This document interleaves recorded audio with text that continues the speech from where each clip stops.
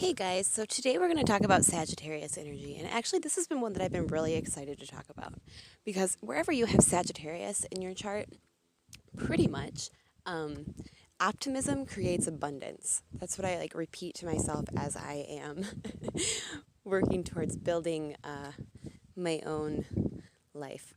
I have Sagittarius in my second house. And the more optimism that you have within the area that Sagittarius rules in your birth chart, the more abundance you are creating for yourself.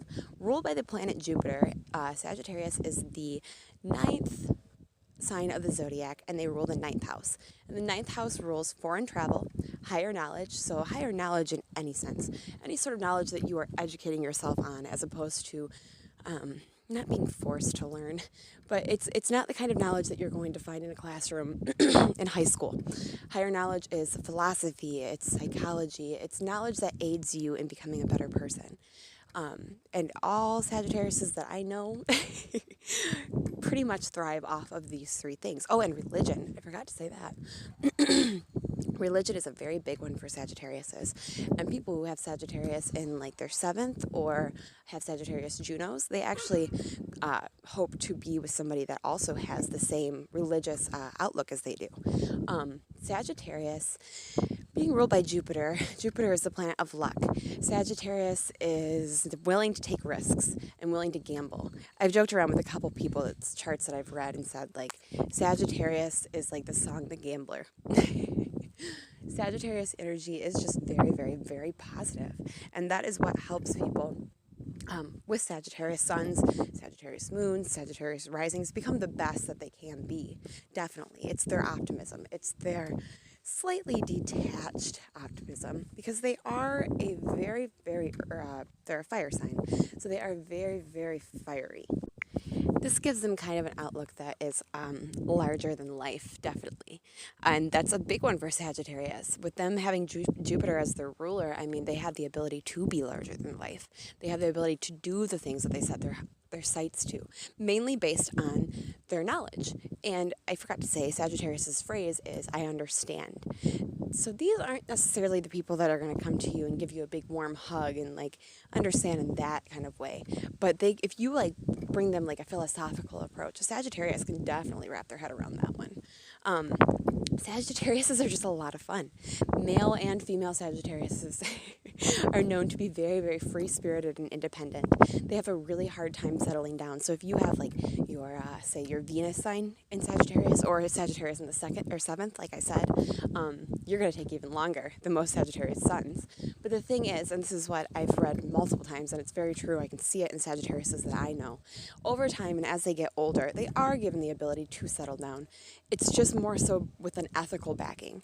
They won't go out and be crazy, fun-loving, free-spirited Sagittariuses jumping on the back of a motorcycle and riding into the sunset any longer, because they have an ethical backing that stops them from doing so. They start focusing more so on their families and building families with people, and kind of tame their wild ways. But don't think that a Sagittarius will ever necessarily tame their wild ways all the way. They definitely will always have that free-spirited, optimistic approach to life, and everything will be a gamble. They have no problem taking risks. These people you could definitely find in especially if you have Sagittarius in, say, your 10th or maybe even your 6th house, you could find these people in positions where they're actually like professional gamblers, quote unquote, but more so than just like the line of like professional gambling. I mean like people who work with like stocks and stuff like that, because the beautiful thing about Sagittarius is that they know how to multiply. So if you're like me and you have Sagittarius in your second, you know how to multiply money.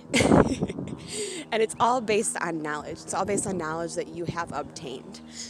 You just understand how to do so. And I don't know if I am very strong water, but I think it is pretty Sagittarian in general, the intuition aspect. You might not even know how you know.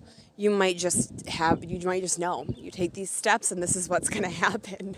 And actually, I do think that is Sagittarian. There's something about following, like, what is the word I'm looking for? They're able to follow the knowledge and stuff that they have. They're able to like kind of know how things play out because of watching and understanding like human nature in general.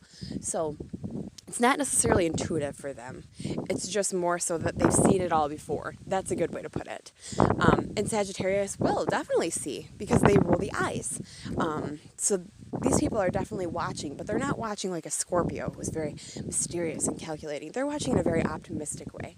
They're watching things grow. They're watching things expand. They're watching this abundance come to them by doing certain acts and being optimistic. And Sagittarius are very cool with, if you have like Sagittarius in your 11th house, you're going to have friends from all walks of life.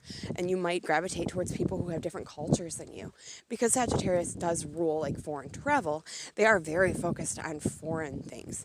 And by foreign, I don't necessarily just mean foreign things on regards to like a foreign culture, like things that are foreign to them. They want to understand it. So they will crave to kind of understand that and become knowledgeable in that area. A lot of people, even Sagittarius suns that I know, work in positions where they're traveling a lot, and I mean like to foreign lands and dealing with foreign like clients and stuff like that, just because they feel at home there and they feel really excited learning about all of that stuff. I have a conjunction between Jupiter and Venus, and Jupiter being the ruler of Sag, with it being conjuncted my Taurus Venus.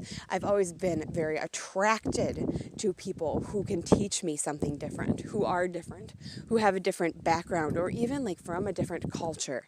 Like I married an Italian, and I am about to marry another one. We're very, very attracted to different, and like learning about different traditions and different cultures and how they do things differently.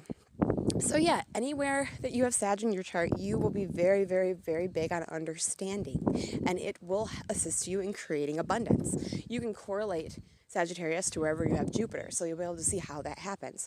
So like for me, I have my Jupiter conjunct Venus in my 6th house. So my selfless acts of service, my everyday life, my health, and all that stuff correlates to my finances. It's very, very interesting how that works, and you can definitely see that in your chart. So yeah, I love my Sagittariuses out there.